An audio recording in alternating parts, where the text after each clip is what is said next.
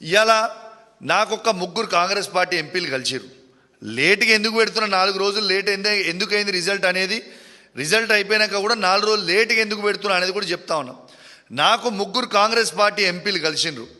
ఇక వాళ్ళు నా దగ్గర మిత్రులు కాబట్టి వాళ్ళ పేర్లు నేను చెప్తలేను, కానీ వాళ్ళు కలిసి స్వయంగా వాళ్ళు నాకు చెప్పింది ఏంటంటే, మేము అందరం కూడా బీజేపీ క్యాండిడేట్కి ఓటేసినాం, రేవంత్ రెడ్డి గారు చెప్పిర్రు, మేము చేసినాము, మరి ఇది ఒకసారి ప్రెస్ మీట్ పెట్టి అందరికి కూడా చెప్పు అని స్వయంగా కాంగ్రెస్ పార్టీ ఎంపీలు, ఆ సంబంధించిన ముగ్గురు ఎంపీలు ఎవరైతే నన్ను కలిసిండ్రో వాళ్ళు చెప్పమంటేనే నేను చెప్తా ఉన్నా. మరి అప్పటిదాకా దీని మీద స్టడీ చేయలే.